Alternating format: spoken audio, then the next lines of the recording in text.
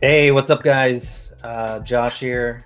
We are going to be bringing Brian, one of our live traders, on, but let's let everyone kind of get into the room and get on the stream for a minute. Maybe let me know who went red, who went green today so far. What's up? I'm just asking the Oh, audience. yeah. Red, green. Are you guys done trading for the day?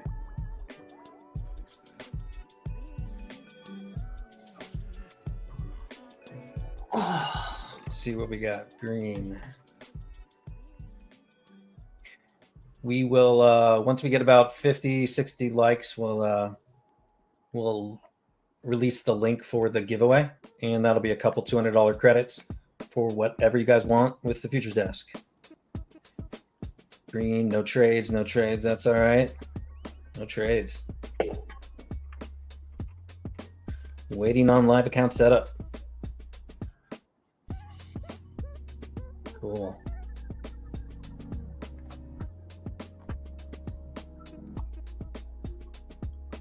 All right.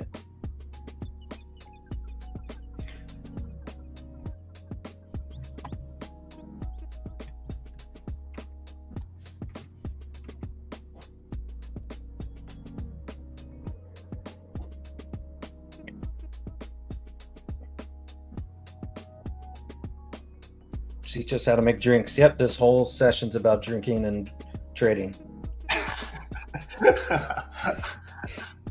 By the end, I'm going to ask him which is the best drink for trading and what's the best. Actually, that'd be a fun little experiment. Do breathalyzer tests for everybody, and we'll overlay it on their charts, and we'll see who's got the best trades at what point. Yeah, definitely don't drink and trade. You say that, but there was this study they did on software developers, and they found there was a sweet spot, like a beer and a half. Really? It actually got better, and then it was just diminishing returns. It's actually funny. Like in college, like I played tennis in school, and my captain was like, "You definitely need to have like a shot," because I'm like extremely risk averse. Even just I guess even in my play style for tennis, he was like, "You just got to go for it." And so then we did that for like, I don't know, a couple practices, and he was like, "Wow, this is like legit. You're actually doing better." And then it has like some diminishing returns though. Like you just get dehydrated eventually. All right, let's break into it. I told Brian he had to give a speech, but I don't think he's prepared, so we'll skip the speech. Brian, you want to tell us about your background, how you got into trading, and tell us about how that led into bartending and back and forth here, and what you're trying to get to.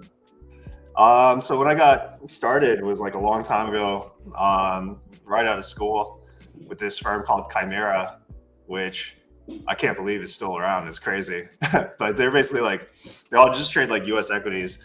And so I did that. And then I was like lucky that I was like just scalping, even though that's not really what the firm does. They kind of want you to hold like, I don't know, they'll let you hold like, overnight if you want to, but it didn't really make sense to me. So that's how I started. And then by some miracle, it worked. Just whatever I was doing worked right away. And then I thought maybe I would like translate that to like try to trade futures is what I thought, like after like a couple of years. And so I moved to Montreal to trade with this firm called CFT. They had this one guy there, this dude named Andy Priston, that would like, he was trading like 1,000 lots of like euro dollar pretty much. I think it was like something weird like that. But anyways, I tried doing that, trading like Eurex overnight, doing like the same like gimmicky crap that I would try in US equities. And that was just horrible. Like, so I went from like being like profitable from day one in US equities to basically trying for 2 years to see like if I could pull some like nonsense off in Eurex, and just couldn't do it. I was just at hard. a desk physically. Were you in the room with all the rest of the traders? Yeah, like it was wild. Like because I would go there and it would be like 11 o'clock. I would get in the office and I would just be alone, just like being terrible. And then I would trade my equities account, and that would be fine. But that was like 20-hour days for like 3 years, and then I moved back to LA. And then my buddy was opening up a shop, so I was helping him like train people. on basically like kind of like a gimmicky strategy, and that it was like using like a floor broker basically, and then it just gives you like preferential fills. And so I did that. Anyways, Were you just working the spreads, or so what what it was the was gimmick? this, like what it was this is like back in like 2007, 2008, there was something like there was like these like this like white paper that came out on like how like they were gonna like send orders to like Palm Pilots to like floor brokers. And so I was kind of like, what the hell is that? And then later on, what ended up happening was like I figured out, oh, you can act, basically what it is like if you send the order in, then a portion of that order gets filled to you regardless, like just based off of how much size you post. So you're just like gaming the queue, I guess, is the best way to think of it. So this is like on like Citigroup when it was like trading like a billion shares a day. You could just post like, I don't know, you could post like 100,000 shares and just try and collect the spread basically, which also, you know, works, I guess, in equities because you don't really have any fees, you know, or your fees are like really minimal, like 20 cents on 1,000 shares, and then you're getting a rebate of like $2.50 on it. So like if you think about it, if you can collect the spread, that would be a penny, and then if you can actually collect the rebate, then that's a penny and a half. And so then even if you go offside, then you could just throw it back out. Like if you were long and then you went offside and then you threw it out to the offer, you would still collect half the spread from just churning basically. Anyways, yeah, so I did that, and then by like around 2013, I was kind of like, I don't want to say burnt out, but like, how do I explain this? Like, You could say burnout. I would say like, okay, like, I mean, just my style of trading has always just been just always in, always out, and it's just a lot to deal with, I think, mentally at a certain point. It's like, and like also like the money, I don't want to complain about the money, but like, I don't think anyone gets into like day trading to, I don't want to say only make a certain amount, but like there's a lot of other easier ways. Like there's a lot of like professions. You could be a doctor or a lawyer and you might have an easier life, you know? Because like somebody asked me, they're like, why would you ever stop doing this? And I was like, well, because like my nickname was Piker because I just wouldn't risk that much and I wouldn't go for that much. But I was just very consistent. Like, so like, I know it sounds ridiculous, but like, let's say $1,000 a day and there's like 240 days or whatever. Let's say you net out like 200 and then you have some losers, winners, whatever. Let's just say it's 200. Then after like you negotiate like a good profit split, maybe it's 80-20, you're left with 60. And then after taxes, like, what are you really doing here? You know what I mean? Like, Sure. What are you really doing? Like, I mean, in the end, everyone's here to make money, you know? Yeah, like you're making money, but like at the end goal, like, I mean, I think like if you could be profitable at all to start, that's like, you know, some sort of godsend, right? But like after like year 5, 6, 7, 8, you kind of wonder like, what am I doing anyway? So after a certain point, like I was like, look, all I'm doing is going to the club just to be a douchebag. So like all I'm doing is spending all my time at a bar. I might as well just do that. And so that's when I moved to Chicago and then started bartending, which also wasn't easy, but did that. Like my first job was at this place called Aviary, which does like crazy cocktails. And I worked there for free for 8 months, which was crazy. And then eventually ended up bartending at like a bunch of different places throughout the city, like probably like, I don't know, over like 50 something places now. Nice. And then I didn't look at a chart. I didn't look or do anything related to the market until 2020. And then, because I just literally had nothing else to do. And then luckily, somehow, some way, like I just said, screw it. And I just put on more risk. And then I had like, probably like the best, well, not probably, it was definitely the best performance-wise that I've ever done for like about a 2-year period of time. So that's pretty much where this is at now. So then you said you like to get in and out of the market a lot. Yeah, like typically, like if I were to explain it, like if I don't know, I'm trying to think like, you know, how do I actually trade? I never really thought about this until we were preparing for this interview. I was like, what am I even going to say to these people? Okay. And like, so, I mean, the way that I look at it now is just like the way that I've always done it. I'll give you an example. Like when you first started at Chimera, they don't tell you anything. They don't even say hi to you. They just throw you down and there's like, all right, hit some buttons. And so I can remember like right now, like MasterCard was the thing that I traded all the time. And like a 1 minute ATR on it was about basically $1. So like 100 ticks.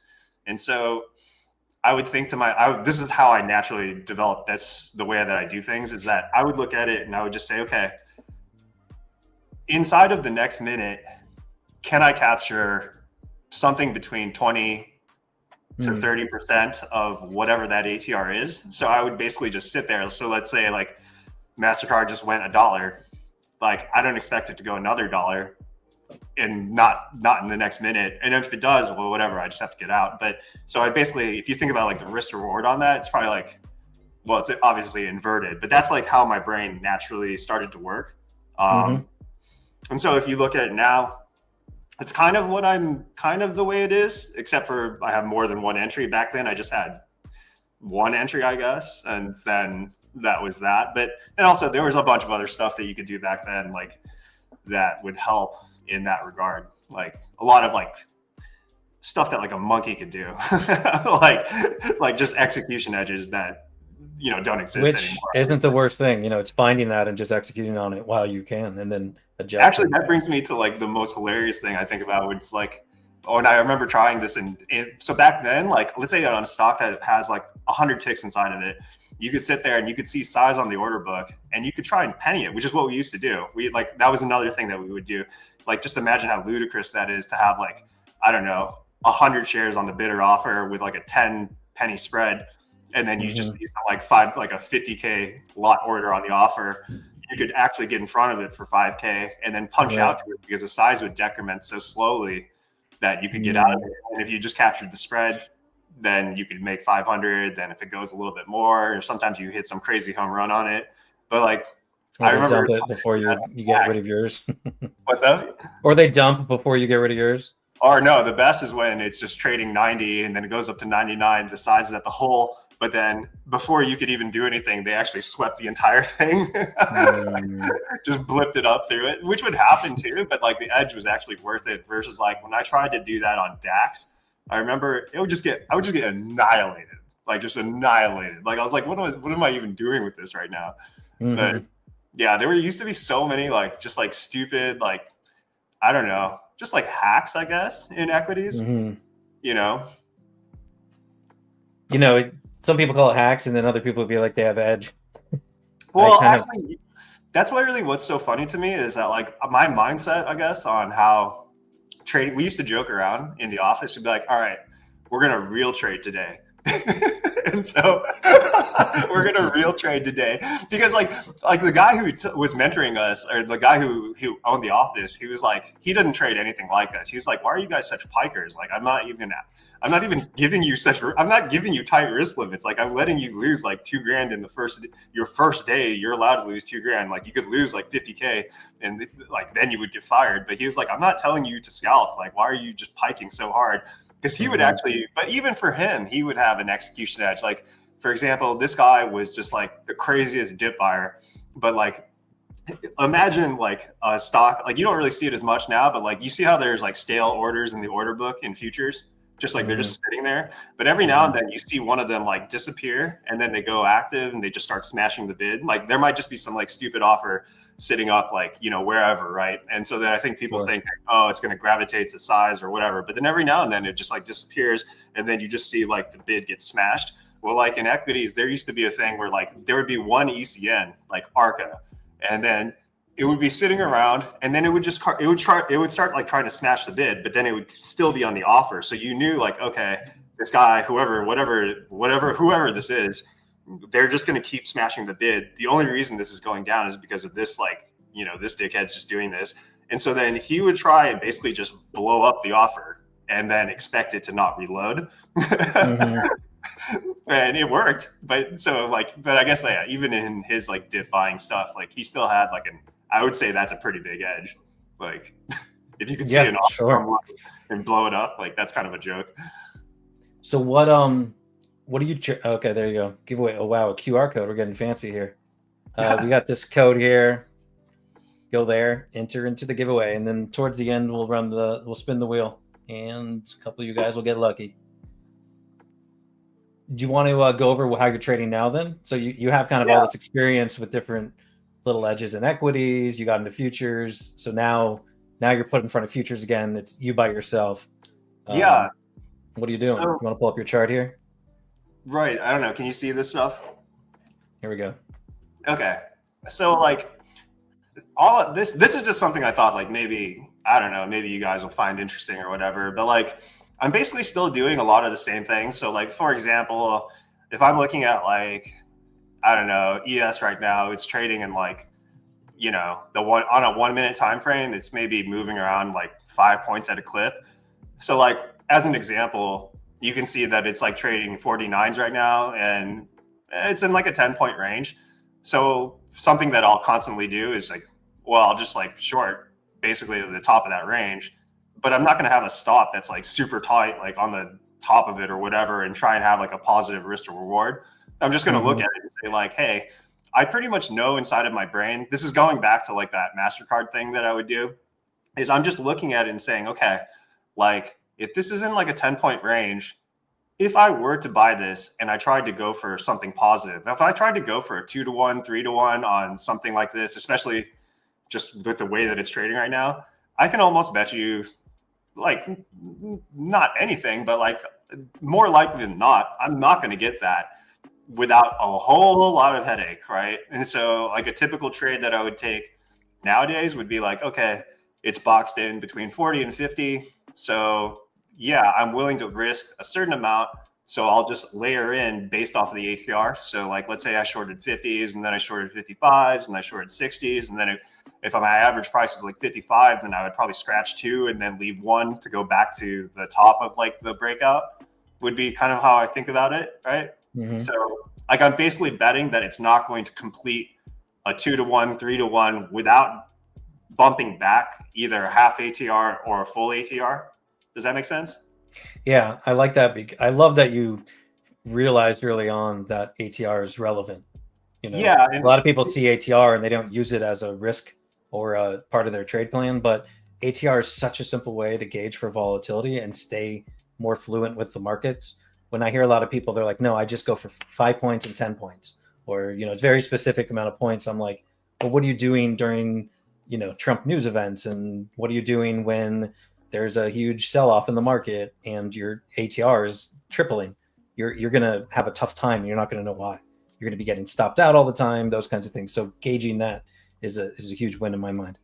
Yeah. So like if you just look at it right now, like you could just see like, okay, you shorted like 49s, then now you're basically right in the middle, right? So it's like, all right, you captured one ATR, but like if it were to have gone further, you still have like a risk plan that's gonna like at the worst case scenario is that you're going to get filled on everything and you're just gonna lose the amount that you're supposed to lose, right? Like just like if you just look at like random risk to reward, that's what's gonna end up happening. But more likely, Mm-hmm. I'm not saying more likely than not, but you have just as good of a chance to have the market not go straight through you and not follow any average. I mean, I don't know if that makes sense, but Yeah, it's an anomaly, right? So you're yeah, it would be gauging. super Mm-hmm. weird if it happened like that. Sure, sure. But it does happen. So as long as you're protecting yourself on that downside and you understand that risk and it works into your plan where occasionally this will happen and I'll still have a positive expectancy, then that's the trade. That's what it is.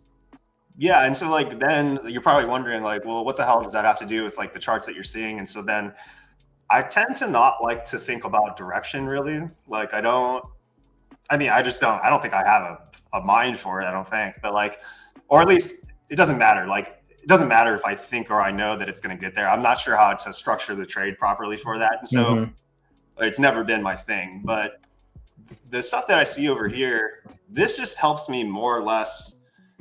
Like, okay, like if you look at like the middle, I'll just bring my mouse over. But you see this chart in the middle that I'm like kind of moving around. Yeah. Okay, so like I know that like a lot of people they'll look at like this like let's say a max negative gamma area like here and they'll target that for like a bounce or like you see this little number up here they'll look at that and they'll Can see you do like like a well 30-second pitch on what gamma levels are and why they're important to you? honestly I don't even know that much about it like to be honest with you like I'm Okay. not gonna So, lie to you like okay. I mean I know like theoretically how it's all supposed to work but like to Mm-hmm. me the whole thing is like slightly confusing anyways because I'm not 100% sure how they determine that there's any hedging that's going to, I don't know how they know who the participant is, right? Mm-hmm. That makes sense. Like, I don't know how they would be able to, I mean, it's pretty obvious that like, it doesn't always work out that way. Like, meaning like you could be like, oh, like there's a bunch of like you can see on this side here, like, oh, there's a bunch of these, everything to the left is sold calls, right over here. So anything over here is like short stuffs. And so like you could look at this and be like, oh, as soon as it gets to, you know, whatever, like this big node here, there's going to be probably a bunch of buying if it keeps going past it. But like, it doesn't always work that way. The only thing that I really look at this for is to just see where are we generally speaking. So like right now you can see, oh, we're in a bunch of negative gamma. Well, in general, we've been in a bunch of negative gamma just overall. And so that's why you see like, where you're going to see a lot of like crazy, I don't know, I would say like crazy moves. And then also like you see a lot more positive risk to reward trades work out. Like you're going to see a lot more like breakouts, things like that. Like, or just, you know, whatever. Like if you look at like the last couple of days, or I don't know, like I don't trade this at all, but like there's like a 5-minute opening range breakout, whatever, like things like that where the risk to reward is like really easily structured. A lot of those seem to work out when it's like when the market's basically just trading in some like negative, like this red area right here. And then as soon as you end up where the market, like if you look at this number over here where it says net gex, well, as soon as you see that number being like positive, like 200, 300, you see a market that I like, which is just super choppy. It's not going anywhere. It's not doing anything.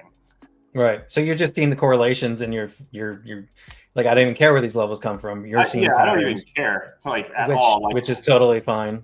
I know it is related to options and exposure, and that's a whole world, and people go dive deep on it. But there's nothing wrong with just seeing the patterns and not even knowing why they exist, because most of the time we don't know why. Yeah, and we like it just try helps. to find a pattern and clean it up. It definitely helps. Like for example, like I mean, I've already like when the VIX is over 20, I generally don't like to do that unless it's something specific in equities where there's like, you know, just like some sheer nonsense going on, like AMC or something like that, or like some small cap stock that's just like doing something completely stupid. But like, I mean, generally speaking, like for example, right now, if I didn't look at this, if I wasn't looking at this thing over here, I'm just looking at a chart, I wouldn't really know like, hey, what environment are we in? I mean, I guess I could look at VIX, but like even on a day when the VIX is high, if we end up trading up into this area here, well, then I kind of know like, hey, if I want to put on some like horrible risk to reward trade, like it's probably going to work out versus like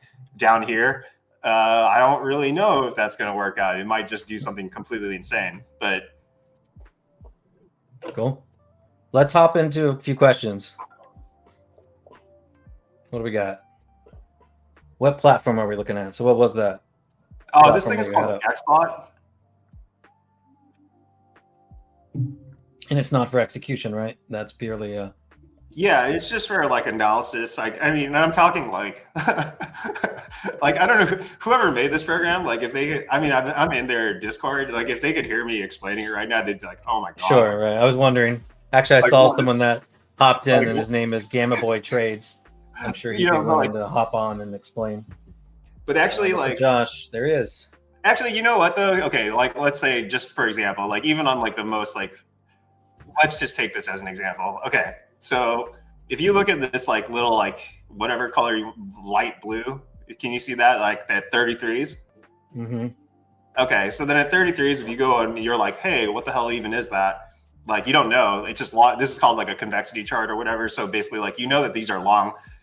There's primarily more long options going on here, but like maybe it's like a long call. Sometimes that happens, but like you don't know for sure. So then you look over here and you see this thing called an options profile. And so I already said everything on the left is sold, everything on the right is bought. So I can see like, okay, right around that area, yeah, these are puts that are bought. And so I'm not going to assume who that person, I don't know if it's dealer or not. I mean, they claim that it's like, they know who it is or whatever, but like either way, I just look at it like, I don't know exactly what's going on there, but I do know this, that as soon as it gets to this level, if it hits 33s and let's say that you look at the next strike, like maybe like, I don't know, 30s or whatever, something like anything in this area. If it stays above this, then okay, you might see like a bounce and you might go trade right back up to like maybe this node here. You could just pick anything arbitrarily, but like, you know that right here, if for example, we flush and then it does this thing where if you look at like a tick chart or like a 5-second chart, you'll see it like break a level and then it'll just sit there. And like, let's say the ATR was like 10 points on a 1-minute chart. And then for whatever reason, you broke this level right here. And then it's just trading a crap ton of volume below it, but it's trading it in like a 1-point range. Okay, yeah, this probably isn't something to fade. Also, because you know you're in like this negative gamma area. So you already know that continuation is more likely. Because I think the theory is that like, once this stuff happens right here, the dealer is going to have to short even more to just cover his deltas, I guess. I don't know. I don't want to speak too broadly on it, but like, or speak like I know exactly what I'm saying, but I just know like that's like the idea behind this is that it's that. And so like, even for this, it's probably you're probably wondering like, well, why do I even look at this? Why don't I just look at something else? Like, sure. I think like spot gamma or like Menther Q. I don't know. There's so many of them. The only reason why I like this product is just because it's in real time, which I think is hilarious that they can do that. Like they offer it for that. Like, because like, if I don't even know, I don't think that there's others. The other products out there are like giving you snapshots like every 30 minutes. And if you pay like a ton of money for some of these services, like I think Vol. Yeah, I don't know if they're breaking some licensing agreements there, because if you're getting real-time data, you would have had to sign data agreements just like every other platform. So if you didn't do that, then oh no, you sign data agreements. You do? Okay. Yeah. It's just they're doing it at like a pretty decent cost, I would say, like in comparison. Cool. Neither of us are affiliated or sponsor them, so yeah. Your mileage will vary, just so you know. Yeah. But it sounds like they have a good I don't even know what the hell. Here's a question for you. I need to ask, if someone's trading on a 15-minute time frame with 2 hours as the higher time frame, what specific parameters are you using for ATR? Okay, yeah, actually, this is a great question. So I never really thought about this till the other day, and I realized this is that like, it really depends on what your level of risk is, right? So as an example, a general rule for me is that I don't like to be in anything longer than, let's call it 7 bars, right? I just generally don't. And why is that? Because I typically don't add more than like, let's say 5 units, because if I'm going for 1 ATR per entry is my general vibe, I guess. That's what I'm trying to do. So it makes sense why I wouldn't want to be in for longer than 7. Because like, you know, I could just extrapolate this out to like whatever, like be in just fade 100 times. But now like whatever I'm making on every turn doesn't make any sense now. So when it comes to like what time frame you should pick, like I have like ATR set to, let's say 7, or not 7, but like my period is set to like 7 usually instead of 20. Why? Because that's how long I'm willing to be in the thing. That's also how many ads I'm willing to have, right? So it really just depends on you, like how you want to do it, if that makes sense. Yeah, I think that was a good answer. Which is the best Forex futures? Move on. No. I don't understand why people still trade Forex with what they've got with spreads. And it seems like there's a lot of manipulation.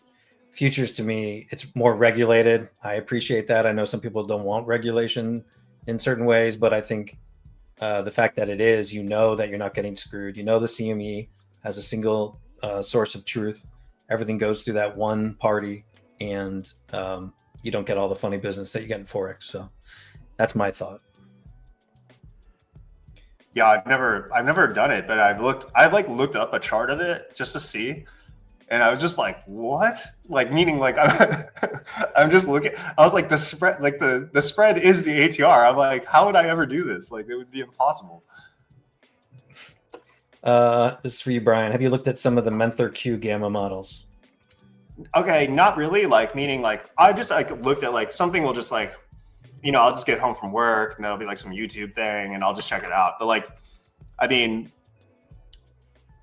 so the short answer is no, I haven't. Like, I just know that like, for example, the product that they offered, I was looking at it just to see, it's like they offered like some gamma exposure on like a lot of equities. So I think like if you were to like swing trade, or if you just have like a much longer time frame, then it looks like it might be useful for like primarily that, but like I don't see how they could I don't see how it's not as useful to me, just because they're, well, number one, you have to take their levels and then like it like uploads into like your trading view like every 30 minutes or whatever. Like you have to manually do this every single day, but also it's just the time frame is like drastically different. Like, I mean, if you just look at like this little chart in the middle over here or whatever, like you can see that like that's not how the day started out. Like we weren't in negative gamma territory right away, but I mean, either way, like this landscape changes like so often that like, let's say you were, you know, whatever levels you're playing off of, like if you're trading for like, I don't know,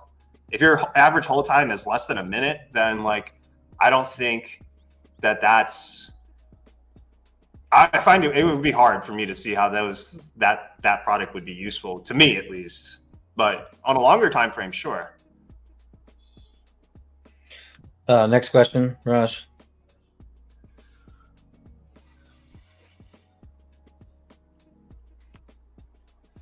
After getting smoked on these other firms churning accounts, I've came to a realization that TFT have the best accounts. Just have to take time to pass them. Yep. We really encourage everybody to slow down when they come to us. We know that there's a certain style that people have built to try to pass these funded accounts as fast as they can, get as many as they can, you know, try to get to a payout and play a numbers game. And that's like its own mini game. But most of those things, most of those patterns are not going to translate to holding a single account, which means good luck opening a personal account and not blowing it, and good luck getting a live account at a broker or a live account with us and holding it as well. So we built everything that way. So you can kind of take it slowly. You don't need to try to swing for the hills when you're trading with us. Just try to get those base hits going, you know, and then when those big trades come, you'll be prepared for it. But most of the time it's just, you know, hitting base hits, trying to build a system and understand the system and just stick to it. Because with the liquidity in futures, if you can, what you can do with micros, we can move you up to minis, we can move you up further. Of course, if you're marketing in 40 micros or 40 minis on the NQ and you're trying to take 1-2 points, that's not going to translate into a live market. The liquidities are going to be a little different. You're going to get eaten a bit. But most trading styles, if you've got a plan and it's working, let us help you and let us give you more funding to make that happen, because that's what our goal is here. So thank you. How much is Gexbox? Again, we're not affiliated, but go ahead. What are you paying Gex for Gexbox? I don't know. I think it's like, I'm not even sure. It's somewhere between like, it's like, I don't know. It's like $100, $200, something like that. Like, I don't know exactly. I don't remember exactly off the top of my head, but whatever. If you just go to their website, you could see like what it is. Like, but again, like, I'm not using it for like a directional thing. Like, if that makes sense. Like, obviously, I mean, they actually did provide like quite a bit of like cool crap, actually. Like, there's like an ability now to where you can replay like up to 90 days of this stuff. So like, which I've just been looking at it just casually or whatever, but like the fact that you can actually do that is interesting. So for like, as an example, like that max negative gamma area down at like, I don't know, what is it? 6620. You can go back in history and just replay the day and see like, oh, did it bounce? Like a lot of times it does do that. It bounces out of that area or whatever. I mean, but you can actually go back and check and see like, okay, it bounced and it went to, you know, whatever, 0 gamma, which is that yellow line, which unironically ends up being VWAP all the time. But like, you can take a look at that and say like, well, okay, it did that, but then how do I actually structure the trade to actually make money from that, if that makes sense? Two different things. Yeah. Direction is, people on Twitter or X always want to flex. Oh, I got the direction right. You know, they're like, I knew it was going to go up. I told you. And that's not a trade. Like, you can pick direction, but unless you can withstand whatever the drawdown is to get that direction and you have a plan to get out to make money, it's not a trade. So those are two distinct things that overlap. Right. Like, even right now, you can see like, hey, it went to 33s, blah, blah, blah. That was the level we were talking about earlier. And so like, hey, is it going to actually bounce out of this, or are we just going to keep flushing? Right. Like, sure. It could easily just do either. Right. And so, I mean, it gets to your point. You're summarizing it as, look, these are key levels to you. You're looking for interesting things to happen, and then you want enough volatility based on ATR to kind of get a sweep to get your piece of the market. Would that sum it up? Yeah, and also like, hey, for example, like if this were in like positive, if we were in like an overly like positive gamma territory, those are just like churn fests, and like there's no continuation, there's no positive risk reward trades there. And like what did I say earlier? I was like, when it's in negative gamma, you tend to get like, I don't know, you tend to get risk reward trades that do work out, and you have like more momentum and breakout, which is like stuff that I absolutely don't like at all.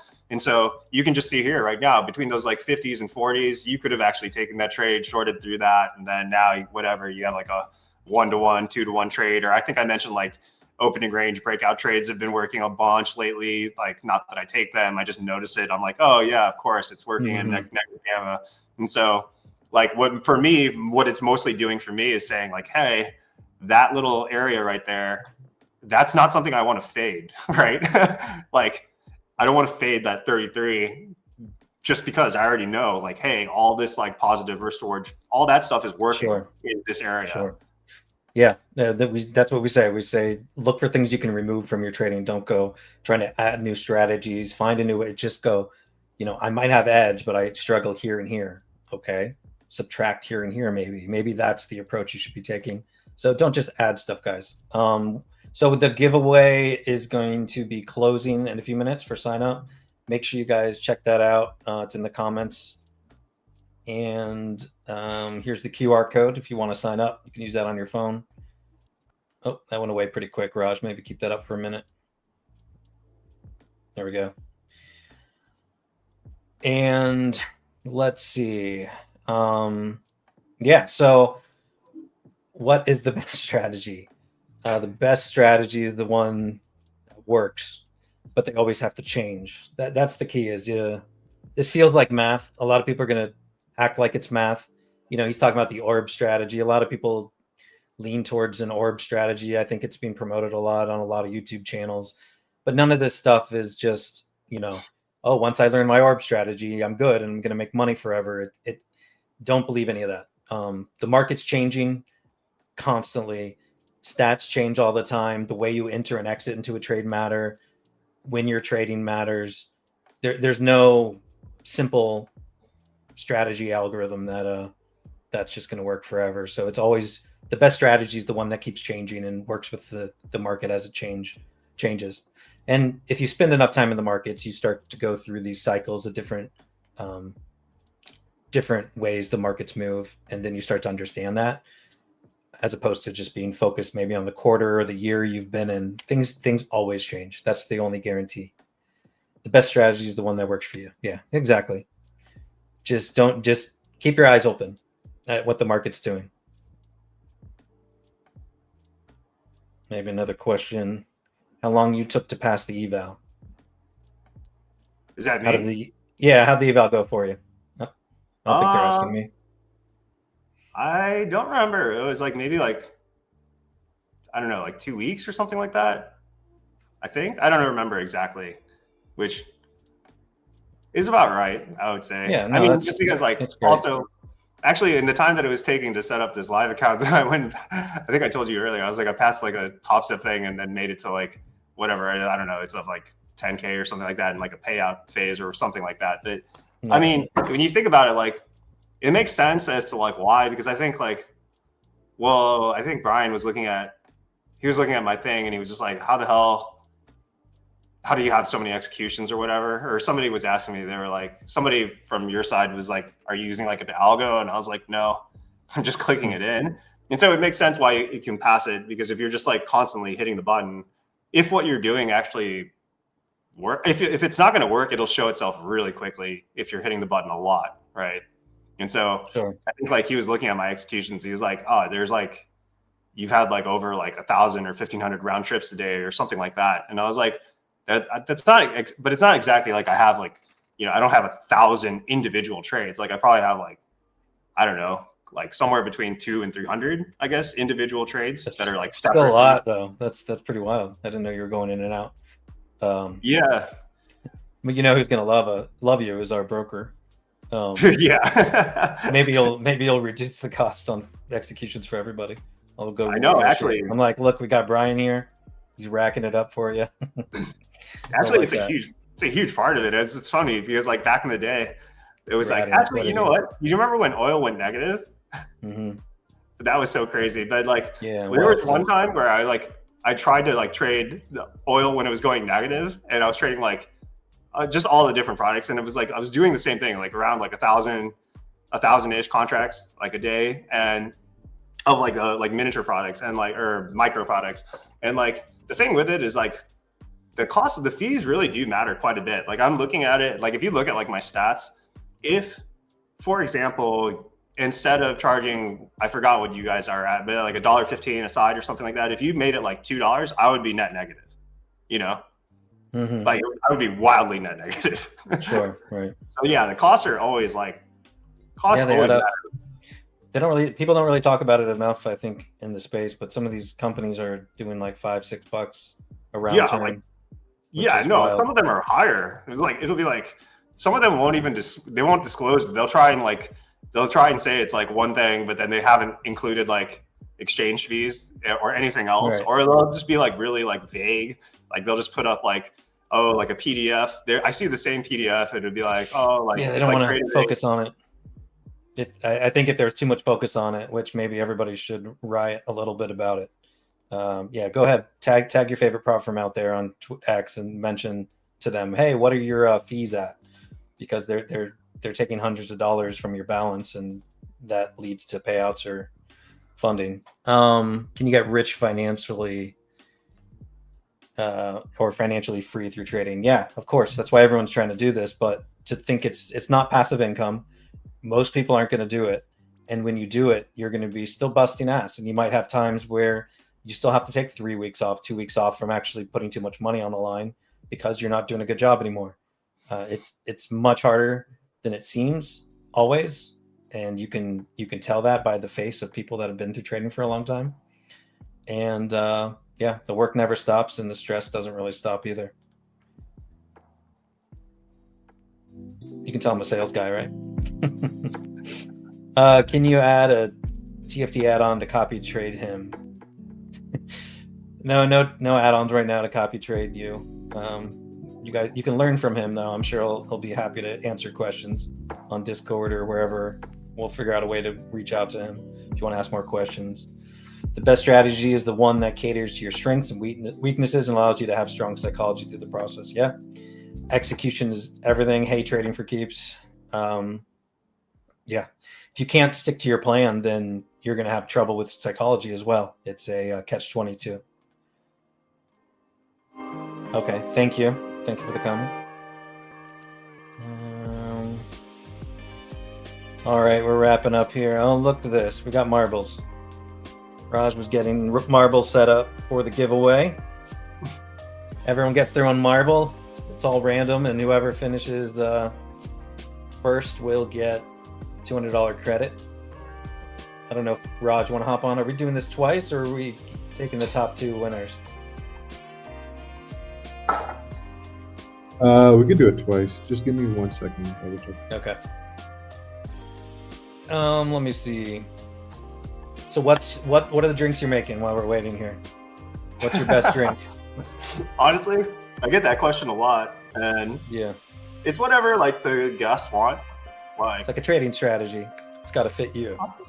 Yeah, I mean, like typically, like I'll put it to you this way: like working in like craft cocktail places, you meet a lot of like bartenders who are just kind of like I don't want to say they're just rude, but like if you go to like a mixology place, it will tend to be like that. They'll just they want to make you something so fancy, and they don't really care what it is that you want. And so I just, generally speaking, it just depends on like what that person, you can always tell, like you can always pick up someone's vibe, I guess, like what they actually want. And the best way not to like offend is to try and like educate somebody. Like, for example, if you're working in like a craft beer place and a guy like me walks in and says like, give me a Bud Light, give me another light, the right response isn't, hey, we don't have any American adjunct lagers. The right response is, hey, sorry, we don't have that, but we have this, right? So yeah, sure. That's always my thing. My favorite sometimes, this is what creates problems. Let it take however long it takes to pass. Don't force trades. Do you agree? Yeah, absolutely. What we hope is people go through our program, the assessment itself, take your time. Everything we did about the program is about taking your time and not rushing you. If you do for some reason need a reset because you're struggling, we're going to push back the renewal date or the extension date 31 days so you'll have time. You're not trying to time resets, anything like that. Just focus on the trading, look at the stats we give you in the system, and then if you can just keep that going, we can scale you in live. We just need you to have a system, a strategy that works, and then we just keep pushing with you, and we can make money together. That's our hope. Find some of these diamonds in the rough that could use more funding, and we'll scale you up. So, here we go. Marbles are starting now. We'll see who gets the credits. If it doesn't crash. What is this? Everyone gets a marble. There are that many people watching this? Yeah. What?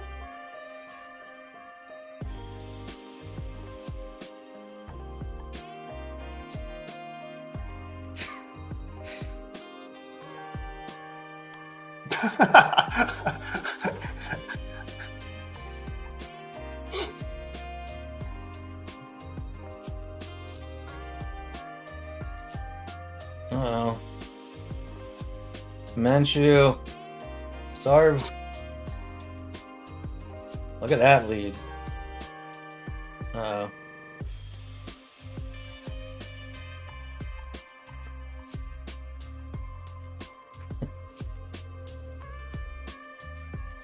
It's better than the World Cup.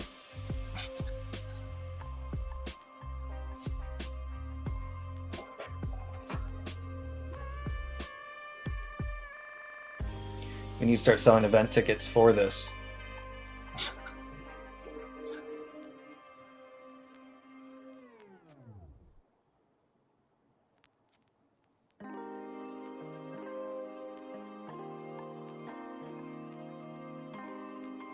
Nice camera work, Raj.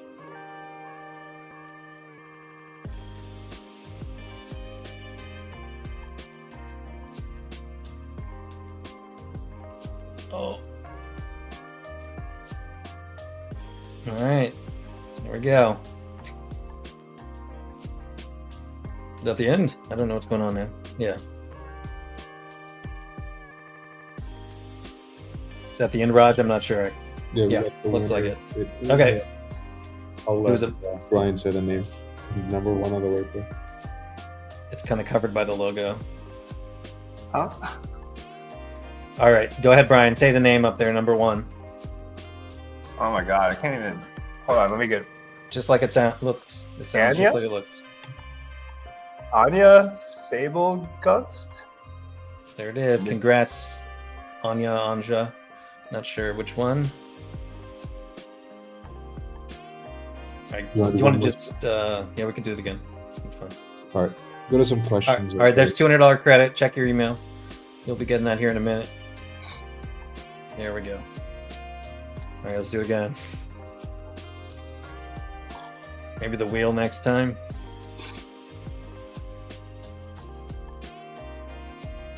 And guys, just so you know, I'm seeing people talk about the beta. If you guys hop in the Discord, our Discord, and ask for beta access, we're happy to give it to anybody who wants it. Yeah, which by the way, I saw a thing for that. That is crazy. Like back in the day when I first started, when I first started at Chimera, I would have a separate computer that I bought to record my trades, and it took like 4 hours to render. And then I would go through Notepad and then double space every line and then rewatch every trade. It took forever to do this. Like I would literally spend 20 hours every day from day one doing this. And I saw some of the features that you had on there, and I was like, what? Like you could videotape what you were doing and talk over it and then clip it, and then it automatically shows you when you took the trade or whatever, or every time you executed. I was like, that's insane. So I'm telling you, man. Good on you guys. Thank you. Appreciate that. it's our focus. How do we get the noise away from our traders so that they can focus on the edge? I think it's a pretty obvious thing, and it's surprising that we don't have any competition that's doing the same. So, all right, here go marbles.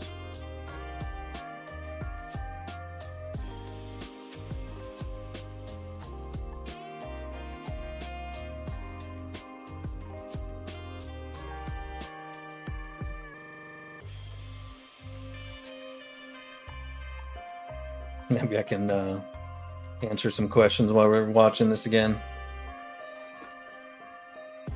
Looks like Josh would have an old-fashioned. Would you agree? That's what you'd expect me to ask for? An old-fashioned? I don't know. It depends.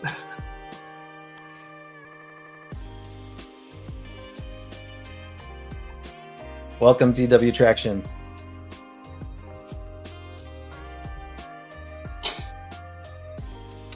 We don't have a Project X replacement. We are still conversing with the Project X team.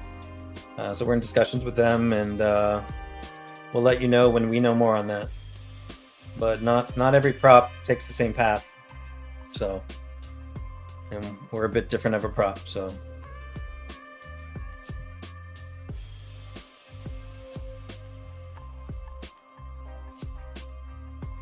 you're famous now, Brian. Huh? That's what Gamma Boy Trades is saying. You're famous.